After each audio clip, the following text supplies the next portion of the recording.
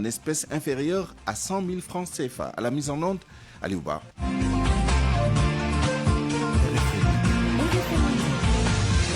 Souleymane Niang. On ouvre ce journal donc avec le tout nouveau bilan de l'épidémie de fièvre de la vallée du Rift. Selon le communiqué du ministère de la Santé et de l'Hygiène publique qui vient de nous parvenir, on compte 25 décès et 287 cas, dont 226 guéris. Saint-Louis continue de caracoler en tête du nombre de cas avec 244, dont 125 à Richard Toll. Le bilan passe donc de 22 décès au 21 octobre à 25 décès au 22 octobre, soit une hausse de 3. Alors que le nombre de cas n'a augmenté que de 10, passant de 277 le 21 octobre à 287 le 22 octobre. Nous reviendrons plus largement sur cette actualité dans nos prochaines éditions. Le programme national de lutte contre le paludisme participe pour sa part à la lutte contre la fièvre de la vallée du Rift en distribuant des lots importants de moustiquaires imprégnés, déjà reçus leur dotation en attendant Fatick. D'autres districts donc, ont déjà reçu leur lot. Selon le docteur Doucouré, médecin chargé de la communication et de la promotion au PNLP, au micro d'Awambaï. Vous le comprendrez, lutter contre le paludisme donc offre un avantage supplémentaire. Ça permet de protéger également les populations contre d'autres maladies à transmission vectorielle, telles que celles que nous avons malheureusement connues depuis un certain nombre de jours au Sénégal. Je veux parler de la fièvre de la vallée du Rift. Donc, une maladie qui se transmet également par piqûre de moustique. Donc, c'est important alors de préciser que les insecticides ne sélectionnent pas le type de moustique qu'ils vont tuer. Ils vont naturellement détruire tous les moustiques qui seront en contact, y compris donc le moustique responsable de la transmission de la fièvre de la vallée du Rift. Et c'est pour cela que le PNLP a pu mobiliser quand même des stocks assez importants pour renforcer la disponibilité dans les régions touchées, telles que la région de Saint-Louis, où déjà plus de 80 000 moustiquaires ont été distribués dans la région pour renforcer la disponibilité et l'utilisation. La région de Louga aujourd'hui a déjà reçu un appui supplémentaire de 5 000 moustiquaires. Quand je dis supplémentaire, c'est que le PNLP a un canal de distribution de routine, donc avec ou sans situation épidémique. Les régions reçoivent régulièrement des quantités de moustiquaires qu'ils distribuent aux populations. La situation exceptionnelle donc liée à la fièvre de la vallée du Rift a fait que nous avons boosté la quantité mise en place. Donc 80 000 pour Saint-Louis, 5 000 pour Louga. Fatick aujourd'hui également est en attente de recevoir d'ici la fin de la semaine 25 000 moustiquaires. 12h bientôt 5 minutes à Dakar, 14h 5 minutes en France. La délégation sénégalaise qui doit se rendre au Forum mondial de l'économie sociale et solidaire à Bordeaux est bloquée à Dakar pour refus de visa par l'ambassade de France à Dakar. L'événement est prévu du 29 au 31 octobre. Les membres de la délégation, près de 100 personnes, dénoncent cette situation. Ils jugent incompréhensible ce refus de visa. Écoutons Malik Diop, directeur exécutif de la plateforme des acteurs non étatiques. Il est interrogé par El Hadj Ndiogou-Diène. Beaucoup de délégations ont déposé des demandes de visa dans le cadre d'un protocole qui a été signé avec le GSF, la ville de Bordeaux et le ministère des Affaires étrangères pour faciliter les visas. Et aujourd'hui, nous sommes au regret de constater que malgré les dossiers qui sont en bonne et due forme, avec toutes les invitations, les correspondances, les accréditations qui ont été déposées auprès du consulat, nous sommes au regret de voir qu'il y a un refus pratiquement systématique de délivrer les visas à la délégation sénégalaise. Et ce qui est grave, c'est qu'on voit même des autorités. On a vu des maires, des adjoints aux maires qui ont été refusés, que leurs visas ont été refusés, des directeurs d'ONG, des chefs d'entreprise qui leurs visas ont été le renouvellement, parce que c'est pas même pas de nouveaux dépôts, c'est des renouvellements de visas qui ont été rejetés. Et aujourd'hui, on a pratiquement une centaine de visas qui sont en souffrance, de demandes de visas qui sont en souffrance au niveau du consulat, et que voilà. Et ceci n'est pas propre, franchement, aux Sénégalais, mais c'est un problème qui est propre à tous les pays africains. Et ceci pose un peu le problème du respect, de la réciprocité et de l'esprit de coopération qui doivent entretenir l'État français et l'État du Sénégal et au-delà des pays africains. Et ceci est qu'on doit fustiger et qu'on doit relever la voix, que les gens n'y aillent pas pour autre chose. Les gens y vont parce qu'ils sont des acteurs, ils sont impliqués dans un processus d'organisation. Dakar a abrité donc passage de témoins à faire là-bas. RFM, l'info, c'est ici. L'info, c'est ici. La plateforme des acteurs du secteur informel dénonce les opérations de déguerpissement à travers le pays. Elle compte mener la riposte avec une marche nationale dans les prochains jours. Adama Sow est le secrétaire général de la synergie des marchands ambulants pour le développement et par ailleurs chargé de communication de la plateforme des associations du secteur informel. Nous l'écoutons. On a constaté que les opérations de déguerpissement continuent et causent beaucoup de problèmes aux marchands ambulants et pratiquement causent beaucoup de pertes.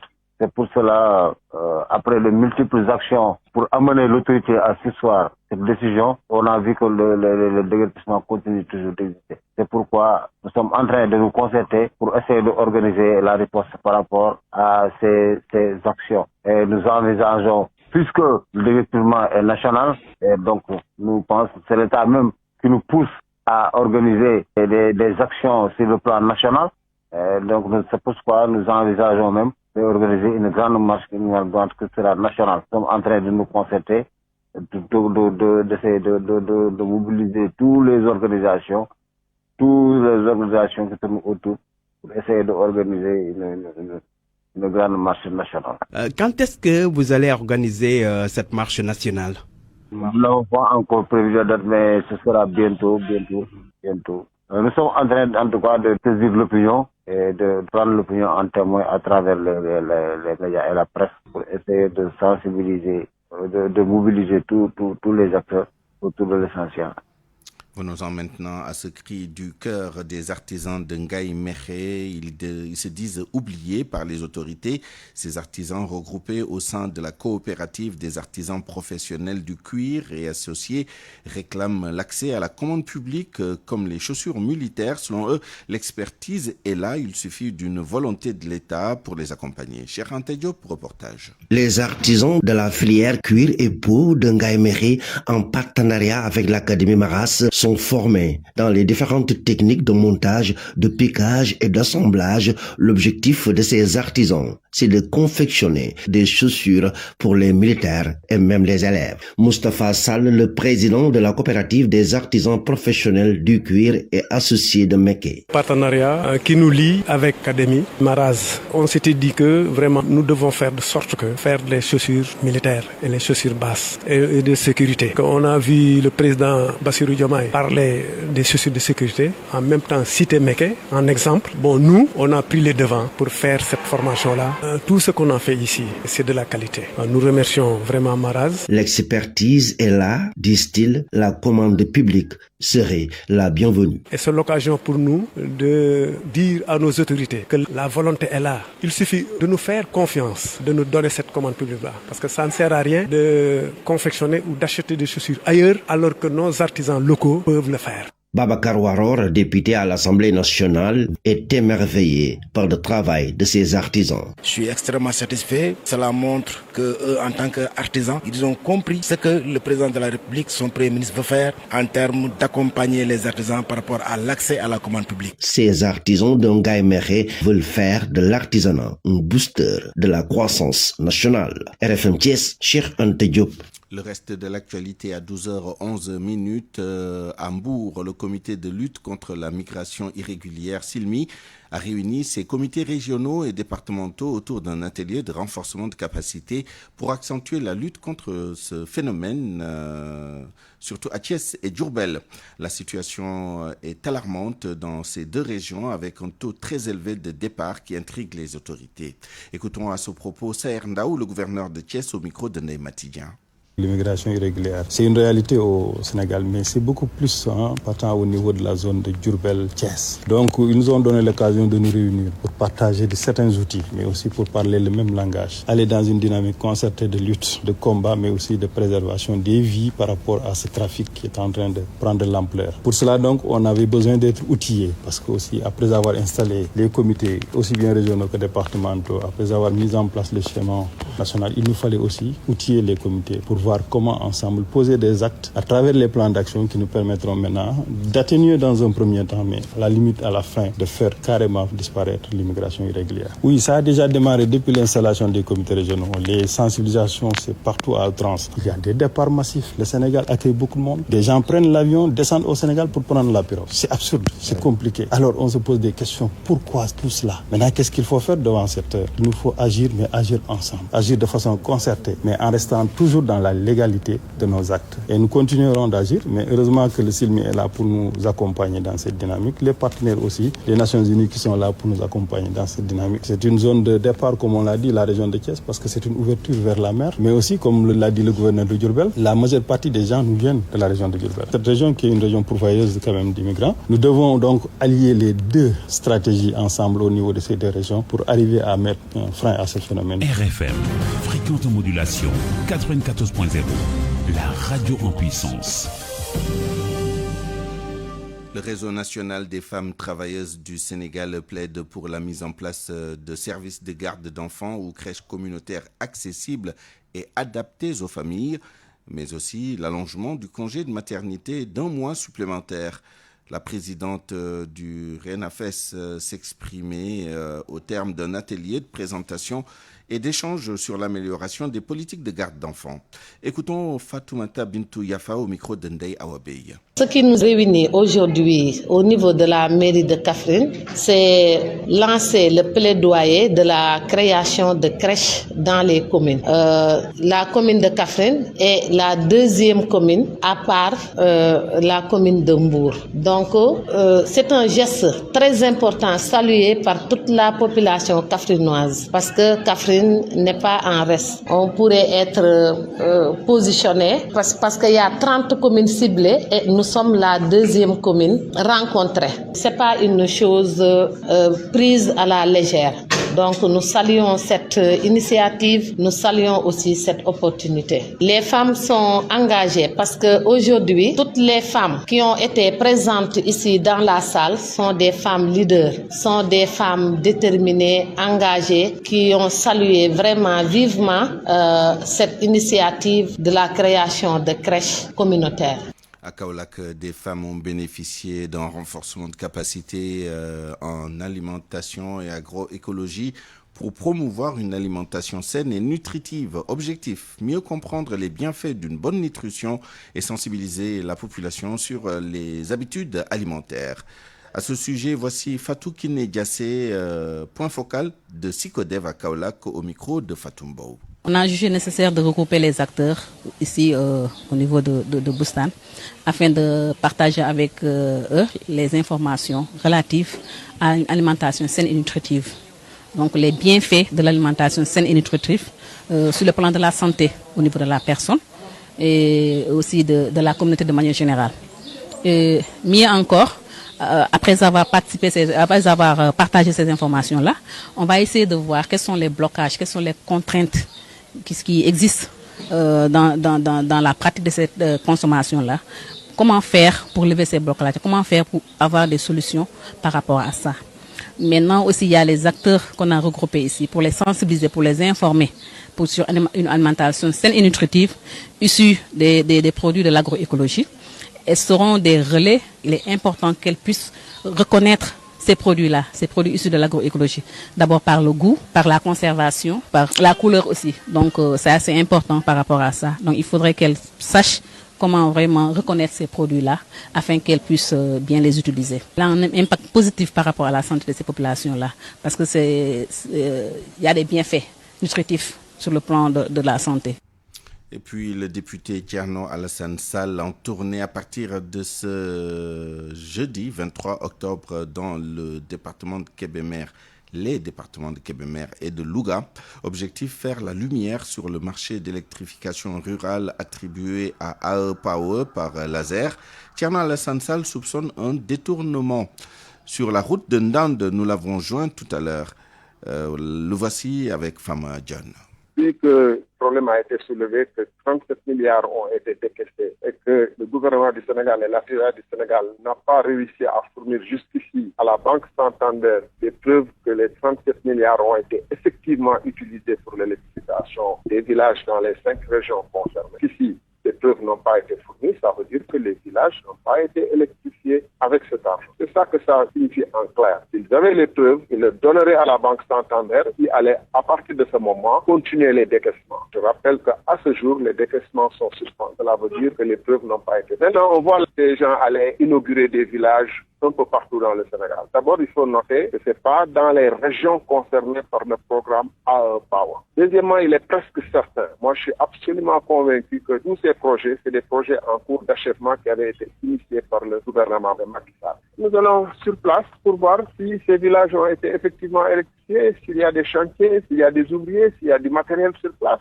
Nous sommes avec une presse libre et indépendante. Certains sont venus de Dakar avec nous, d'autres sont vos correspondants dans la région de Louga. Ils verront avec nous. Nous ne sommes pas en mesure de camoufler la vérité ou de leur imposer notre propre grille de lecture.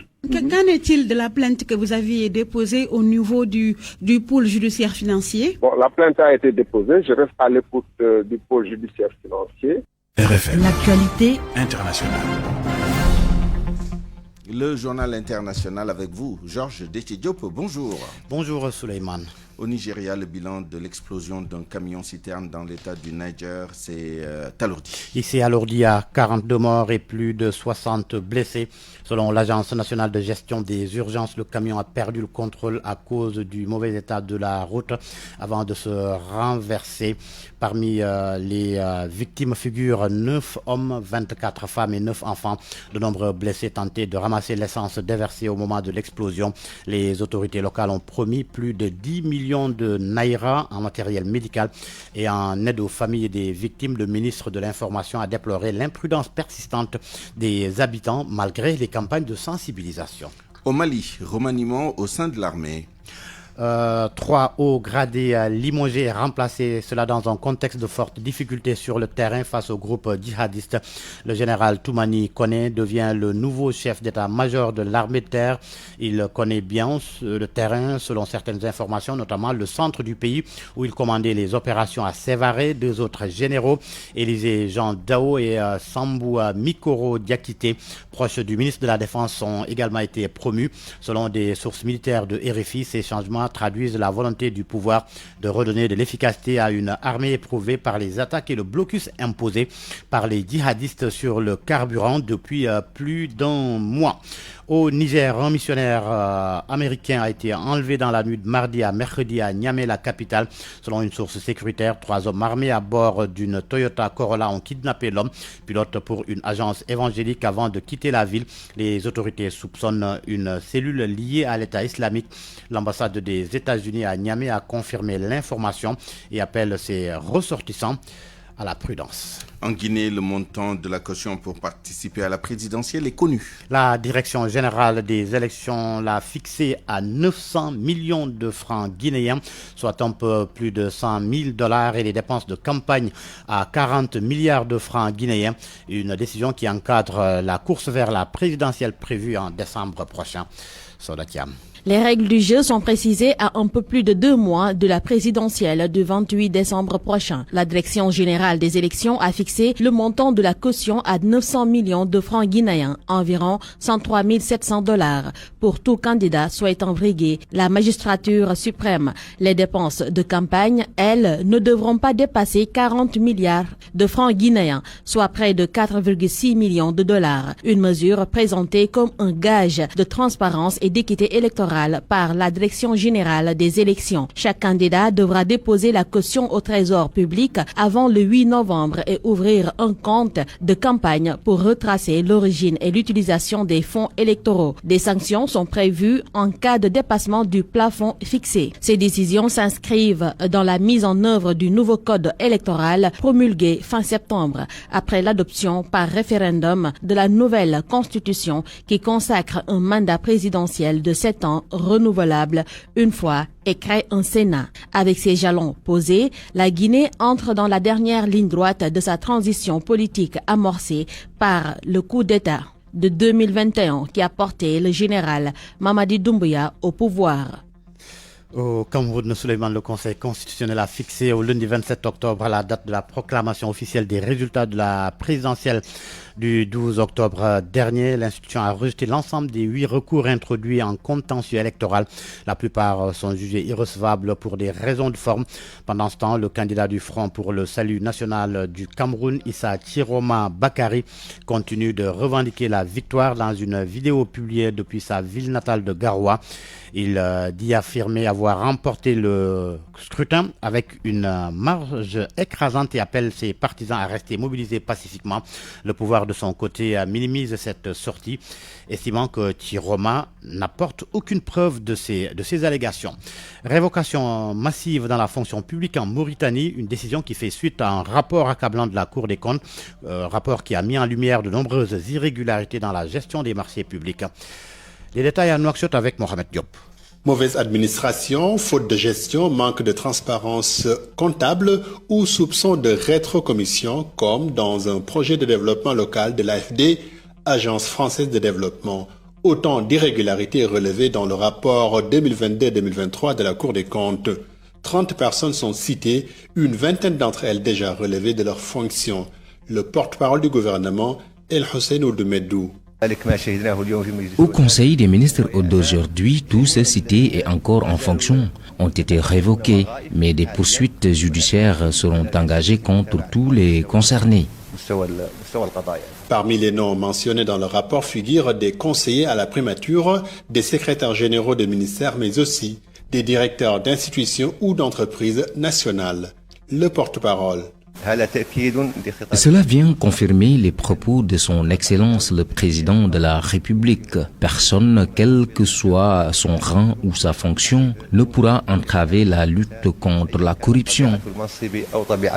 Lors du Conseil des ministres, le président Mohamed Ould Cheikh El Ghazouani a de son côté exhorté le parquet à enclencher l'action publique afin, je cite, d'engager d'éventuelles sanctions liées aux faits évoqués dans le rapport. Mohamed Diop, RFM, Nouakchott. Souleymane, avant de boucler, juste une petite précision sur la caution présidentielle en Guinée. 900 millions de francs CFA, c'est environ 58 millions de francs CFA. 900 millions de francs guinéens. Voilà, 58 millions de francs CFA. Merci pour la précision et merci pour ce journal international, Georges Détidiop. Parole aux auditeurs.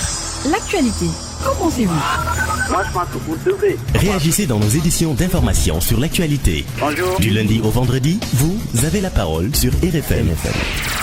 Point de vue, dans une dizaine de minutes, nous débattrons des nouvelles mesures fiscales prises par le gouvernement, dont l'extension du droit de timbre d'1% sur les paiements en espèces inférieures à 100 000 francs CFA. Pour en parler, nous serons avec Seydina Omarseille, économiste, et Hassan Diagne, secrétaire général de l'UNCS, l'Union nationale des consommateurs du Sénégal.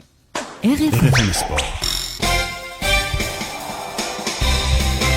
Et tout de suite, le journal des sports. Malal Junior Diagne, bonjour. Bonjour, Souleymane. Les délégués de match de la Ligue Pro formés avant le début de la saison. Formés pour les nouvelles procédures afin de bien gérer les rencontres de la Ligue professionnelle, ils sont 37 à avoir pris part à cette formation orchestrée et initiée par la Ligue de football professionnel du Sénégal. Samsedine Diatta, responsable à la Ligue professionnelle, nous explique comment ça s'est passé. La Ligue professionnelle aujourd'hui est dirigée par le président Babacar Ndiaye, qui, dès son installation, a déjà commencé un travail très remarquable de par sa vision, parce que on voit que les choses commencent à bouger encore plus, même si auparavant, effectivement, ça bouge beaucoup au niveau de la Ligue professionnelle. mais nous avons senti quand même la présence d'un président qui a envie de beaucoup bien faire, qui a envie d'innover, qui a envie de mettre en place de nouvelles dispositions pour permettre à la Ligue d'être beaucoup plus professionnelle et beaucoup plus moderne. Donc, on avait commencé depuis un certain temps des séries de formations, dont la formation des managers de licence,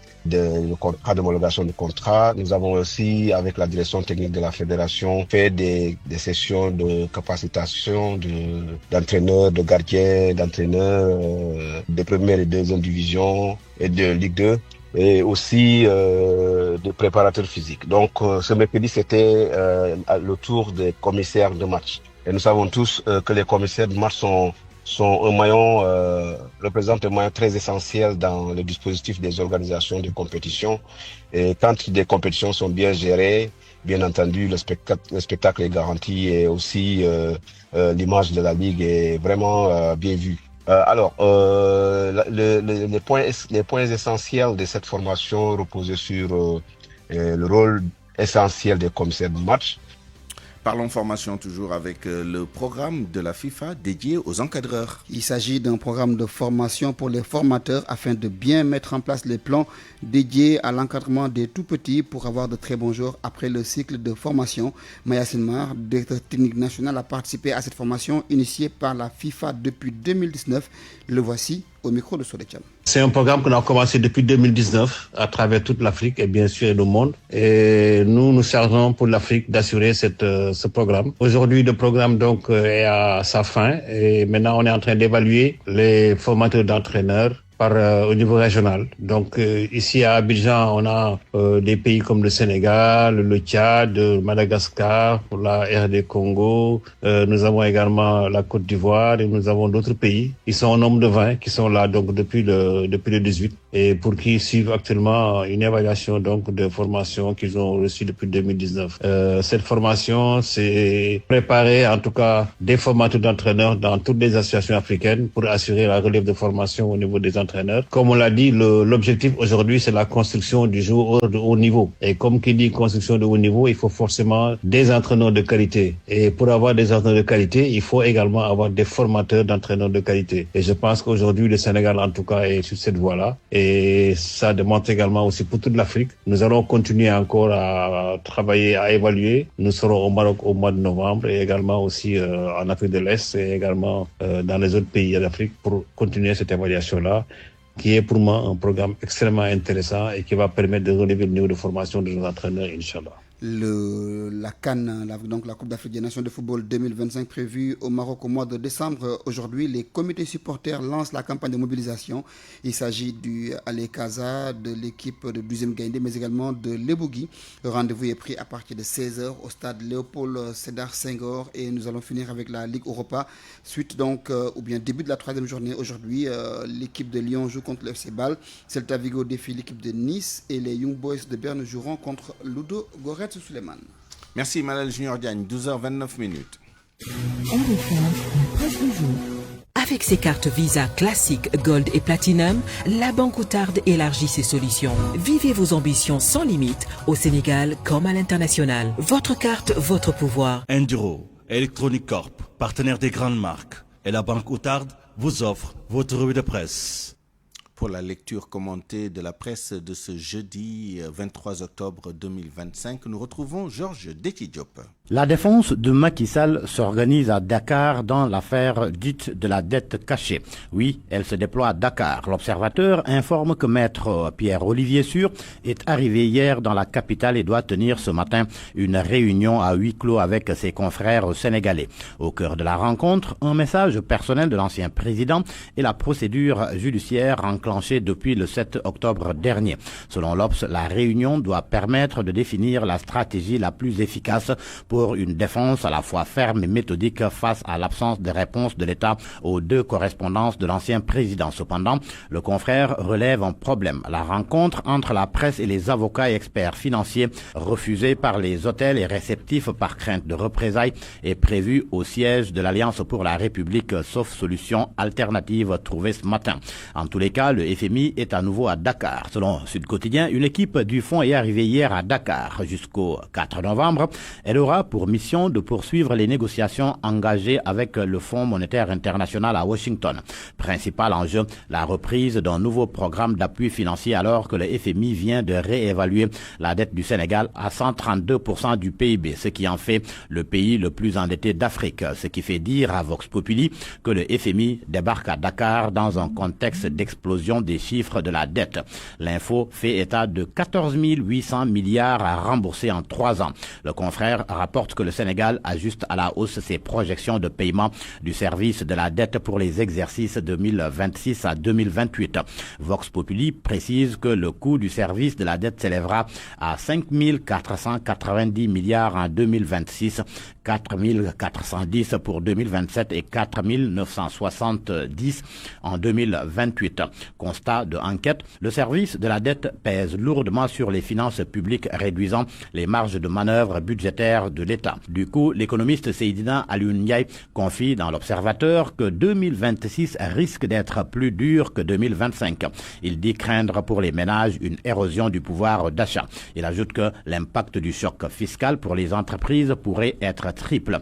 Et pour y faire face, le président Diomaye, si l'on se fie à l'info, exige la maîtrise des prix des denrées essentielles. C'était en Conseil des ministres hier. Réumi Quotidien en rend compte et rapporte que le président a insisté sur l'allègement du panier de la ménagère. Source A renchérit que le président Diomaye va en guerre contre la cherté des prix des denrées alimentaires et la spéculation susceptible d'aggraver la précarité des ménages. En tous les cas, les temps sont durs pour les gorgorlos et pour cause, Tribune évoque les nouvelles taxations sur les paiements en espèces. Le confrère affirme qu'après Auchan, Sonatel et Canal+, la SDE augmente aussi 1% pour satisfaire le gouvernement de Ousmane Sonko. Alors que les Sénégalais continuent à serrer la ceinture, cette taxation, selon le confrère, commence à agacer les populations. Chaque dépense effectuée par le consommateur sénégalais est doublement taxée avec 18% de TVA et 1% de nouvelle taxe. Une nouvelle taxe que Bougane Gueye Dany compte combattre. Pas que cette nouvelle taxe, les Échos rapportent que le leader de Gumsobop va aussi en guerre contre le scandale présumé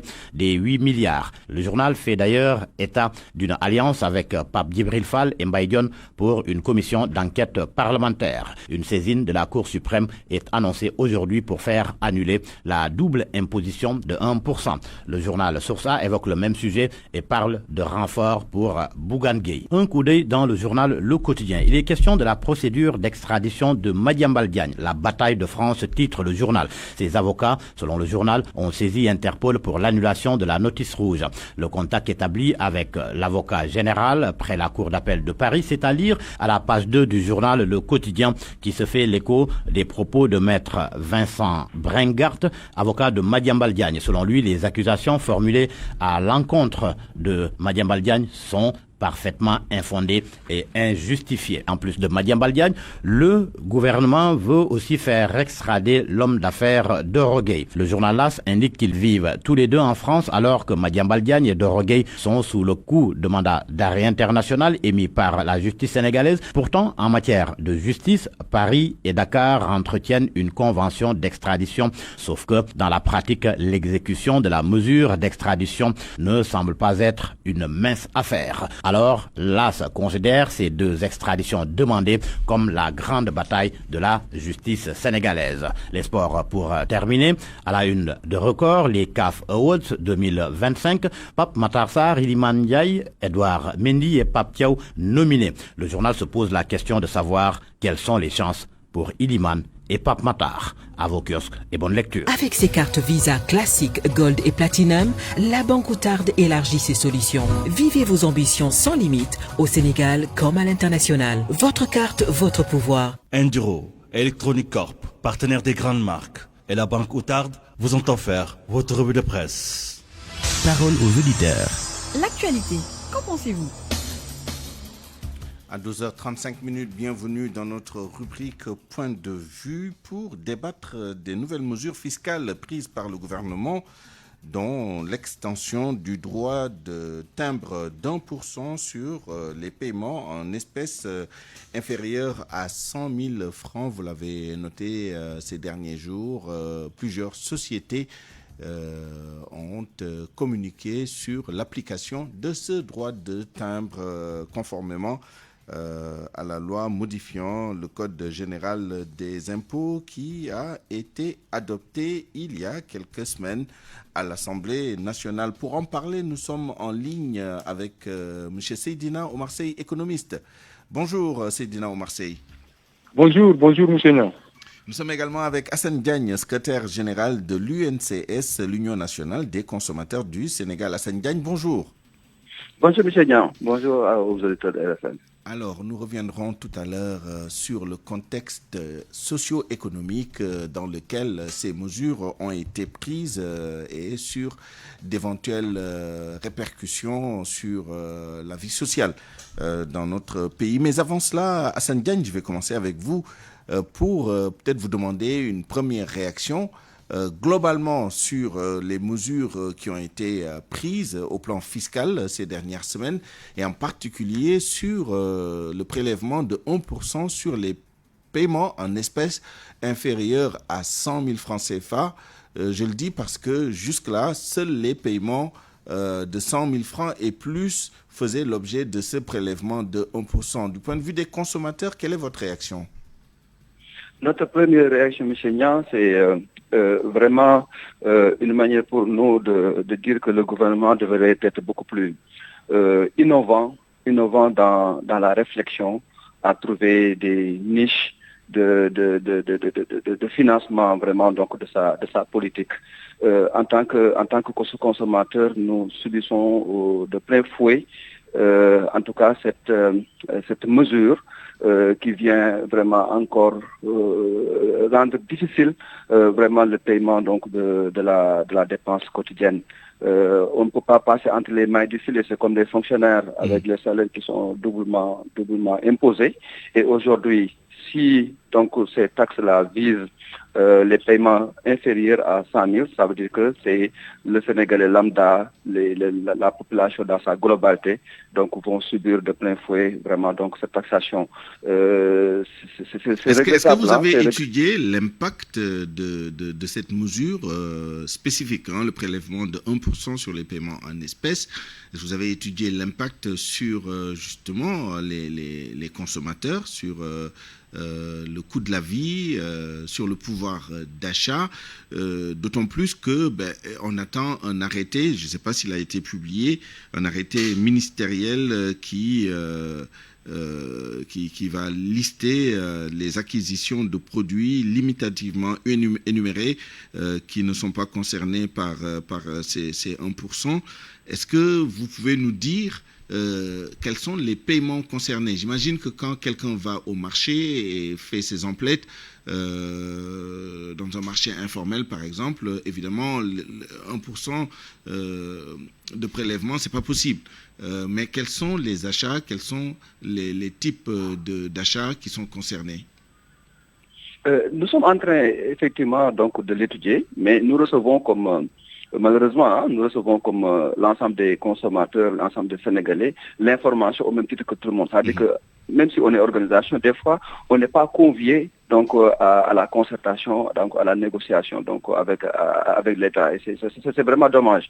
Mais pour montrer que nous sommes en train de l'étudier, la dernière fois, je suis entré dans une grande surface, acheter juste 2 bouteilles d'eau. Les bouteilles d'eau de 100 francs et la taxe a été appliquée pour montrer que personne ne va passer entre les mailles du filet. Donc, et là, l'étendue, elle est très large, quoi. Elle est très large. L'ensemble des consommateurs vont suivre parce que même un paiement de 100 francs, la taxe de 1%, donc est appliquée. Personne ne va y passer.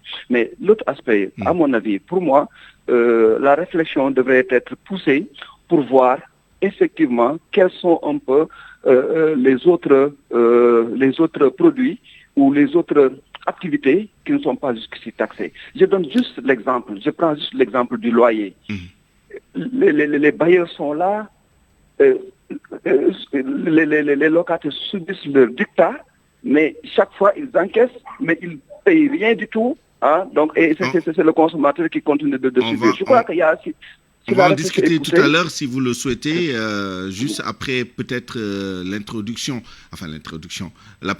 première prise de parole de Seydina Omar Sey, économiste. Justement, à ce sujet, Seydina Omar Sey, évoquons le contexte global de ces mesures, parce qu'il n'y a pas que ce prélèvement de 1%. Il y a également d'autres mesures qui ont été prises, notamment par rapport au transfert d'argent, par rapport aux jeux de hasard. Il y a aussi les taxes supplémentaires qui ont été ajoutées aux produits tels que le tabac et les alcools. Qu'est-ce qui explique économiquement ces mesures et quelle incidence cela peut avoir justement sur l'activité économique en général et la performance économique du pays? Absolument, absolument, M. Nia, vous l'avez bien rappelé, parce que l'idée ici, c'était vraiment de replacer le contexte dans lequel, en fait, l'État a développé, si vous voulez, cet impératif de transparence, mais de fiscalité, comme d'aucuns, par exemple, parlent d'une fiscalité outrance. Mais ici, en fait, le co-débatteur l'a expliqué. Moi, je pense qu'il nous faut aller vers un civisme fiscal, parce que le projet de loi des finances de 2026, d'un montant qui avoisinerait les 7 433 milliards. Donc cela a suscité des débats passionnés, certes, souvent focalisés sur son caractère austère, et surtout les nouvelles chartes fiscales qu'il introduit.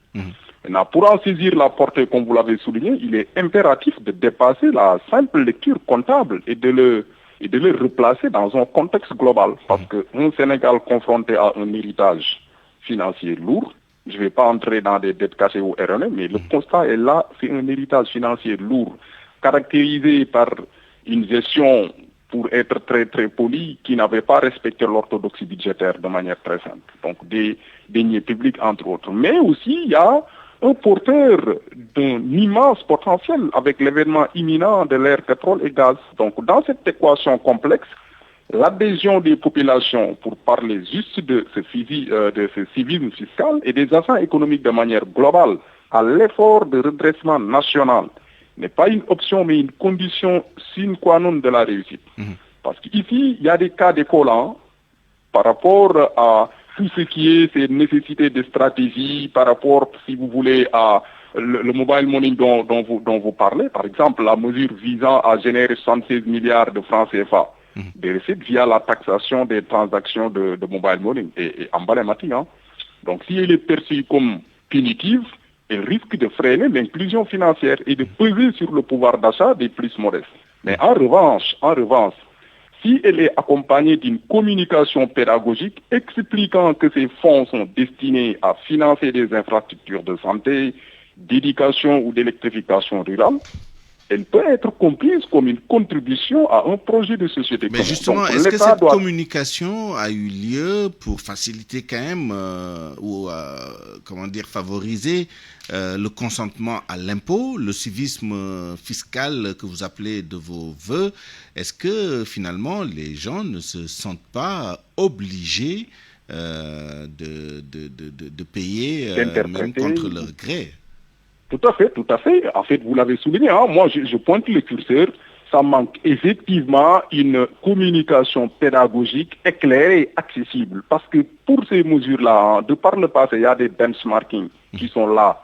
Il faut vraiment une communication explicite, il faut une adhésion des populations, sans laquelle ces mesures économiques ne puissent pas donner, par exemple, les résultats escomptés. Et je peux vous donner des cas d'écoles internationaux, les leçons de la discipline fiscale.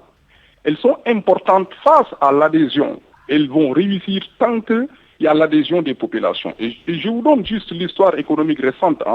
Offre plusieurs exemples où un effort fiscal collectif surtout, bien géré, comme vous l'avez souligné, à travers tout simplement une communication pédagogique humble et accessible, a permis un redressement spectaculaire. Je peux citer le modèle rwandais. Après le génocide, le Rwanda a dû reconstruire son État et son économie quasiment ex nihilo. Le gouvernement a mis un accent fanatique sur la mobilisation des ressources internes en combinant une administration fiscale moderne et efficace, une lutte impitoyable contre la corruption et une communication transparente sur l'affectation des fonds publics. Le taux de pression fiscale dont on parle avec les 1% et autres, le taux de pression fiscale a considérablement augmenté, mais cette augmentation a été acceptée. Cette augmentation a été acceptée car elle était corrélée à une amélioration tangible sur des services publics et de la sécurité. Donc le Sénégal pourrait s'inspirer de cette approche où la rigueur budgétaire va de pair avec la redevabilité. N'est-ce pas? Même si on doit rappeler que les impôts n'ont pas vocation à aller, ne sont pas rattachés forcément à des projets spécifiques. Ça, c'est plutôt les redevances et d'autres formes de taxation. Mais évidemment, globalement, le gouvernement peut montrer que voilà, les recettes générées par les taxes et impôts ont servi globalement à améliorer la qualité de vie et les services publics.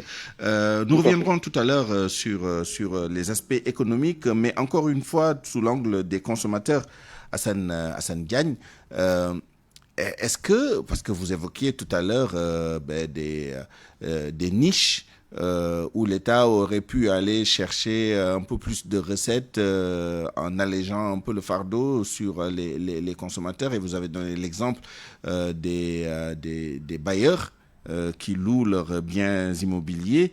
Est-ce à dire que la pression fiscale est trop forte sur les consommateurs? Vous avez donné cet exemple. Quelles sont les autres niches sur lesquelles, les autres leviers sur lesquels l'État pourrait jouer pour, une répartition équitable de la charge fiscale entre les différentes parties prenantes?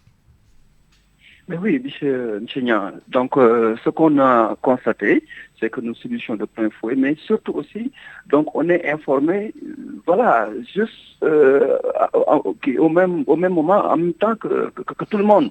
C'est-à-dire que l'information devrait pouvoir émaner vraiment donc des pouvoirs publics, nous inviter donc à la table de négociation, et à ce moment, nous, on pourrait partager vraiment donc ce que nous pouvons considérer comme étant vraiment des niches sur lesquelles l'État pourrait s'appuyer pour pouvoir financer donc le plan de redressement économique. Mais est-ce que c'est une obligation? Parce que la levée des impôts est une prérogative de l'État qu'il ne partage avec personne.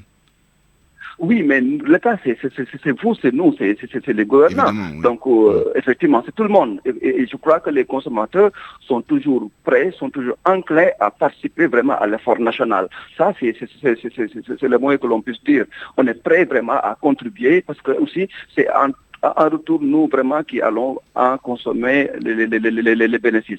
Mais pourvu que nous puissions vraiment être vraiment considérés comme étant des pourvoyeurs un peu de financement, pourvu aussi que vraiment qu'on puisse ne pas tout le temps subir cette pression, parce que la mesure, c'est vraiment le panier de la ménagère, quoi. Si toutefois, même acheter avec 100 francs, vous êtes taxé doublement, mais je crois que là, c'est là où il y a des problèmes. Alors qu'il y a beaucoup d'autres niches où les gens passent entre les mailles du filet. Je crois que la réflexion devrait être arriver à ce niveau, aller à ce niveau-là, que les gens puissent... Précisons quand même que cette réflexion est menée au niveau de l'État pour élargir l'assiette, puisque c'est la formule consacrée, et aller à la chasse aux niches, justement, qui étaient sous-taxées. Donc, voilà, ce que vous appelez de vos voeux, en tout cas théoriquement, est en cours de réflexion et même d'exécution du point de vue de l'État. Si vous permettez, sur cette question, j'aimerais entendre Seydina Omarsey. Vous avez suivi l'actualité sur la taxation, justement, des transferts d'argent avec les opérateurs qui ont dit à l'État, s'il vous plaît, mettez ça sur notre compte et pas sur le compte des consommateurs final. Et ça, c'est quand même assez inédit que des entreprises disent, au lieu de taxer nos clients ou nos usagers, taxer plutôt notre chiffre d'affaires ou notre bénéfice, et que l'État rejette cette offre. Comment vous l'avez analysé, comment vous l'avez compris? Oui, mais c'est toujours la problématique de la double imposition, pour ne pas vraiment aller vers cette théorie de la fiscalité. Mais ici, ce qui est très simple par rapport à la portée et les défis du prélèvement de 1%, moi je dis ici que la mesure phare est l'une des plus débattues, vis-à-vis l'a souligné. Donc le prélèvement de 1% sur le chiffre d'affaires de certaines grandes entreprises et structures, il faut juste avoir une analyse fine qui s'impose, si vous voulez, à mon avis, concernant la pertinence et les enjeux. Rappelez juste que dans un contexte d'urgence des recettes, parce que c'est fondamental, cette mesure a le mérite de la simplicité et d'une application rapide, très simple. Elle vise à capter une partie de la valeur créée par les agents ou acteurs économiques, les plus solides surtout, estimant qu'ils ont une responsabilité particulière dans l'effort national de redressement. C'est un outil de solidarité économique en période de crise. Maintenant, les portées et défis, on peut en débattre. Sur les atteintes des objectifs des recettes, son efficacité dépendra de sa capacité, de la capacité plutôt de l'administration fiscale à en assurer une application large et surtout équitable. Vous faites bien de poser la question parce que dans certains cas, il va être difficile de mettre en œuvre sans forcément... prenons l'exemple du péage. Je ne parle pas de ceux qui achètent les passes, mais ceux qui payent cash au guichet, des sommes parfois arrondies. On verra bien comment, pour ceux qui payent 500 ou 1000 francs, on va ajouter 1%, on verra bien. Moi, je pense qu'il va falloir faire des seuils limites. Tout cela, pour moi, c'est dynamique. Ils peuvent essayer de voir, quant à l'opérationnalisation, quels sont les éléments à corriger et avancer. Et ici, pour aller vers les projections, vers 2026, c'est-à-dire qu'on a un budget de transition. Maintenant, ici, le budget de 2026 ne doit pas être vu comme une fin en soi, mais surtout un pont douloureux. Vraiment, c'est douloureux. C'est un pont douloureux, mais nécessaire vers un avenir meilleur. Parce que le potentiel de croissance du PIB est là. Il faudra vraiment l'ensemble des agents économiques, les ménages, les chefs d'entreprise, entre autres, mais également que l'État puisse faire le plaidoyer par rapport à ce civisme fiscal. L'objectif d'abord, il faudra donner l'exemple d'abord par les tenants du pouvoir. C'est un point très important pour convaincre les assujettis, les contribuables. Il faut aussi donner l'exemple en limitant justement les dépenses de l'État. Je sais que c'est un vaste débat et malheureusement le temps qui nous est imparti est arrivé à expiration. C'est vous qui le dites, vous les économistes, trop d'impôts tue l'impôt. Mais peut-être 30 secondes pour vous, Hassan Diagne, du point de vue des consommateurs. Quelle est la prochaine étape pour vous?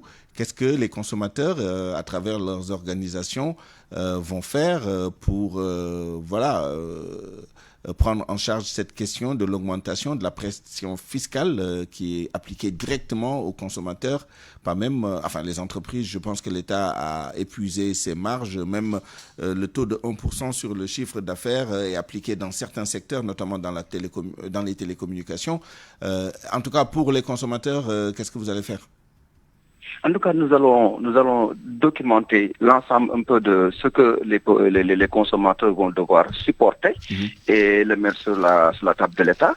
Mais l'autre aspect aussi qui me semble important, vous venez de l'évoquer, et quand il s'agit un peu de la taxation sur les télécommunications, nous on avait proposé que cela soit supporté par vraiment donc ces fintech-là et que vraiment eux ils étaient d'accord.